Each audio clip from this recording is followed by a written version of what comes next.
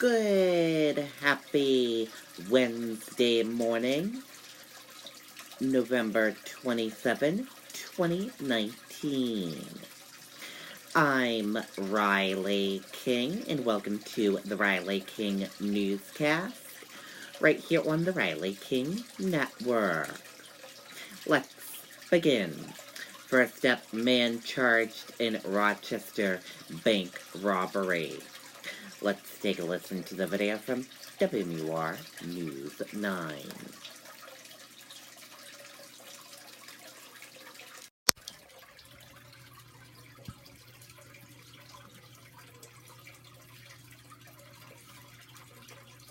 Trying to get pregnant, you'd have to eat 22 cups of spinach every day to get the iron your body needs. Let's get you nutrients by the bunch with the complete prenatal with clinically proven absorption. In Rochester, police have arrested a bank robbery suspect. Investigators say 46-year-old Wecon Williams robbed the Service Credit Union on South Main Street Friday afternoon. Williams is being held without bail. Okay, and there you go on that video and that report. Concord police donate 100 winter jackets to kids in need.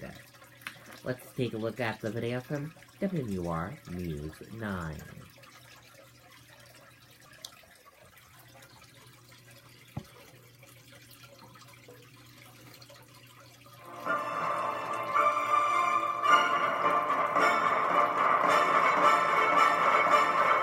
Flash dry technology quickly turns liquid into gel to prevent leaks. Hart's Home Protection dog pads absorb everything. So, in the spirit of giving, Concord police are paying it forward, sharing a generous donation with children in need. Officers gave winter jackets to 100 kids at Concord's Head Start program. The department recently received an anonymous donation, and they used it to help these kids. Okay, and there you go on that video and that report.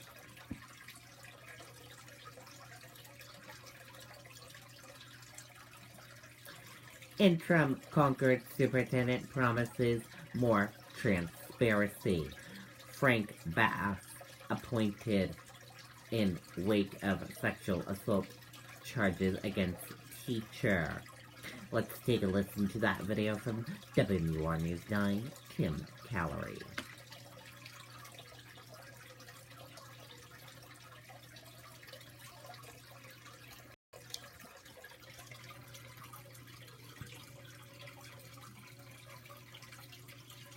Chapel Tractor has been in our family since 1955, when great-grandfather Pearlie and our grandfather George decided to sell.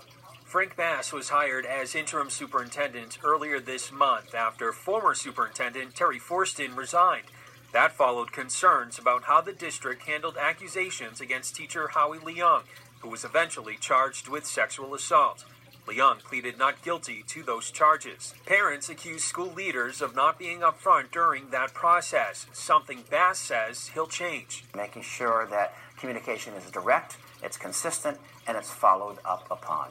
Bass also proposes structural changes inside the schools to make sure something like this doesn't happen again. We have tip lines, we have drop boxes, we have opportunities where people can feel anonymous to let us know when something untoward seemingly occurs. He adds transformation will also take place outside the classroom. We're looking to change the ethos of the school district, to change the climate, to acculturate folks in a more connected way, to get kids and teachers and community feeling comfortable about what each other is doing. It feels like a step forward in the process of what's been a long and painful process. Parent Betsy McNamara applauds Bass's appointment, but says there's a lot of work ahead, calling for a high-level report highlighting the district's investigation into Leung. As good as Superintendent Bass seems to be, what impact can he change unless we understand what happened and what went wrong? And now Bass says he'll release a more strategic plan during his first school board meeting next week. He'll remain in this position until a new full-time superintendent arrives in July. We're live here in Concord. I'm Tim Callery, WMUR News 9. Okay, and there you go on that video and that report.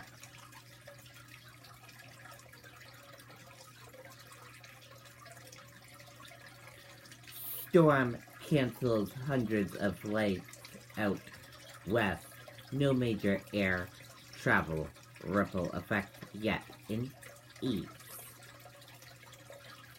Let's take a listen to the video from WMUR News 9, Gene Mackin.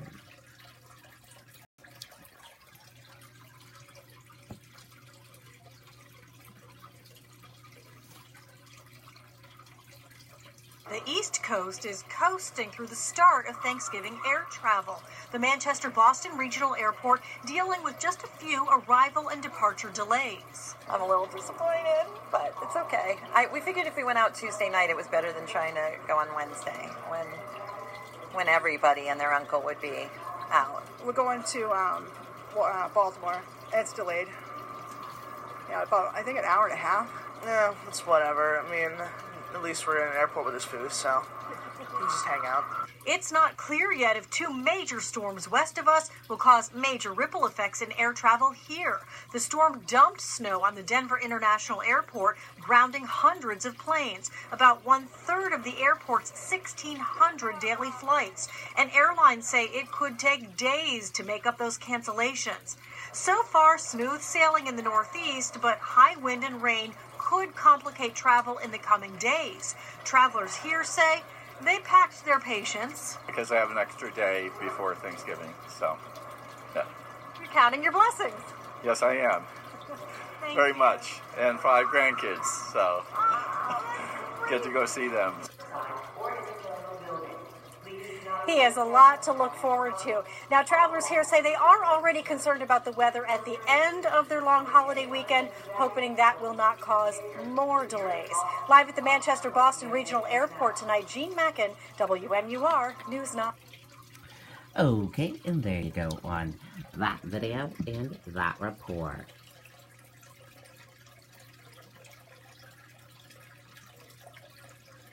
More than 400 Granite Staters died of overdoses in 2018, report shows. Number of overdose deaths slightly lower than year before. Let's take a listen to that video from WMUR News 9, Mike Cronin.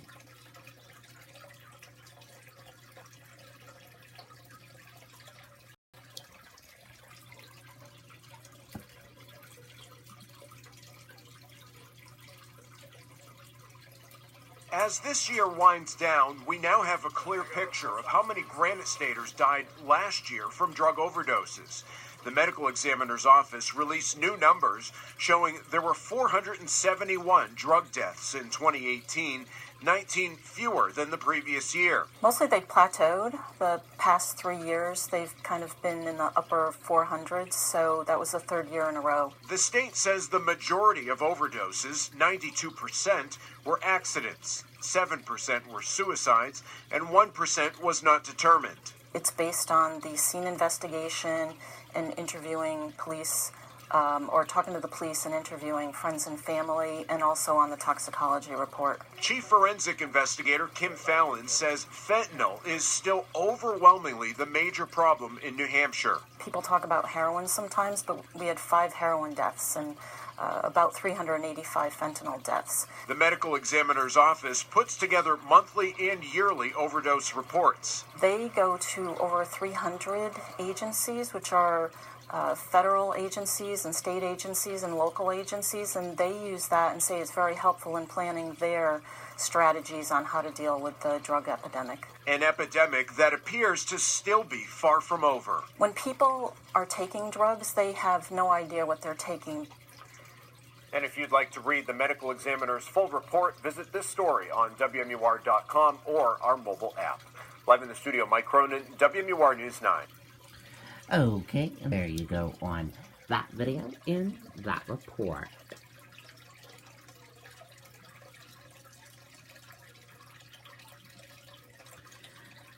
"2020 New Hampshire Candidate Tracker" for today. We have one candidate visiting New Hampshire today, Kelsey Gabbard.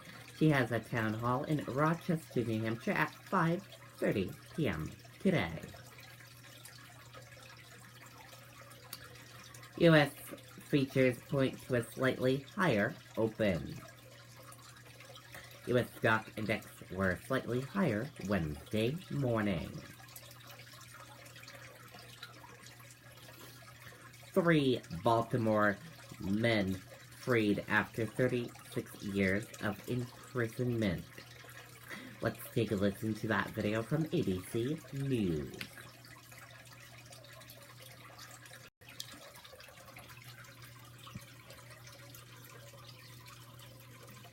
Three men arrested 36 years ago on Thanksgiving Day, wrongly convicted as teenagers, now set free 36 years later.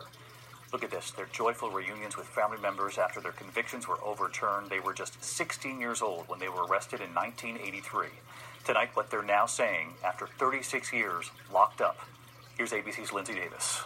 I've been always dreaming of this, for this day. Even the most exuberant images of tears and hugs fail to capture the magnitude of this moment. Alfred Chestnut, Ransom Watkins, and Andrew Stewart, free men after 36 years of being imprisoned for a crime a Maryland judge says they did not commit. We went through hell. It wasn't easy.